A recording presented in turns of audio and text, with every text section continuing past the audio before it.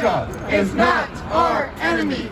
Russia is not our enemy. Russia is not our enemy. I don't understand how anyone can look at the situation in Ukraine right now after seeing Iraq, Libya, Syria, Afghanistan, and the countless list of other countries that the United States has destroyed and say somehow this time it's different. No, it's not different. The thing is, just crumbling apart in the Ukraine. We have to save the Ukrainians, just like how we had to save the Iraqis. Just like how we have to save the Libyans, just like how we have to save the Afghanis. I'd like to see peace in Ukraine. I'd like to see the U.S. stop being involved everywhere around the world. There's no country around the world that's any better off after the U.S. gets involved. I want a peaceful, neutral, demilitarized Ukraine where the people of the eastern regions and the people of whatever region can have their self-determination, respect from the Ukrainian government, and decide their own destiny. This situation in Ukraine did not start last month. This situation started when the United States overthrew Ukraine's democratically elected government in 2014 and installed a neo-fascist regime. When that happened, the people in the east of the country decided they wanted nothing to do with this neo-fascist regime, and they declared their independence. And since then, the puppet government of Kiev has been bombing the civilians of Donbass. All these people and the media and the politicians giving these crocodile tears about Ukrainians. Oh, we care so much about the Ukrainians. Where the hell were they for the past 8 years to cry for the people of Donbass that were being killed by the U.S. Ukrainian government? It's complete nonsense. I'm just here to challenge the narrative that CNN, Fox News, and all the American news sites give that Russia is all bad and Ukraine is all holy.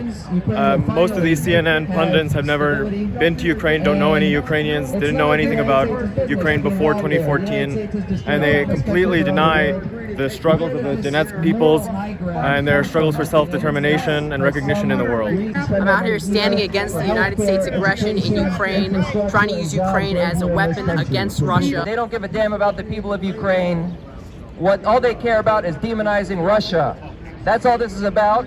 This is about enriching NATO, the military-industrial complex, the oil companies. That's all this is about. They don't give a damn about the people of Ukraine. They don't give a damn about the people of Donbass. This whole situation was started when the United States intervened in Ukraine and overthrew its democratically elected government. Joe Biden doesn't care about Ukraine, just like he doesn't care about America. If he really cared about Ukraine, if he really cared about the people of America, he would be pressing for negotiations, and they should come to an agreement that Ukraine will not join NATO, that Ukraine will be demilitarized, denazified, and the people of the eastern regions, Crimea and the Russian-speaking regions, will be able to decide their own destiny and will not be dictated by a fascist NATO regime in Kiev. The Ukrainian government is not a legitimate government. They're basically doing the will of the fascists. They're under the fascist control. $13.6 billion of our tax money has been used to arm the Azov battalion. $13.6 billion. That can be used for health care, for our schools, for our pensions. Slaughtering thousands of Jews, slaughtering thousands of Polish people, and he today in the new Ukrainian regime is honored as a hero.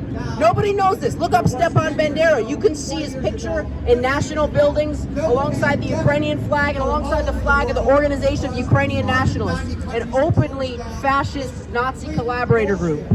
Why are we supporting the people who worked with our enemies, America, our enemies in World War II? Why are we supporting them today? Why is Joe Biden giving billions and billions to these people to prop up a corrupt, fascist-friendly regime? And let's have no illusions about this Ukrainian regime. Ukraine is not a democracy at all. That's right. The Ukrainian government is a highly authoritarian government that has shut down opposition parties, has shut down opposition media, and is rounding up any leftists or any people advocating for peace within the country. They've disappeared them. We should focus on building up this country. We have homelessness, infrastructure falling apart.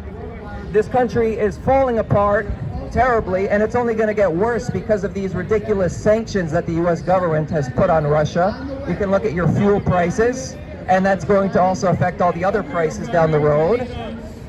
This country is falling apart, They say we can't afford Medicare for all. They say we can't afford health care. But somehow we always have money to give to these corrupt regimes around the world, like the Ukrainian government, to kill people. It's absolutely ridiculous. Standing in support of the people who fought the Nazis in World War II and against the people who collaborated with the Nazis in World War II. It is not our enemy. Russia is not our enemy. Russia is not our enemy.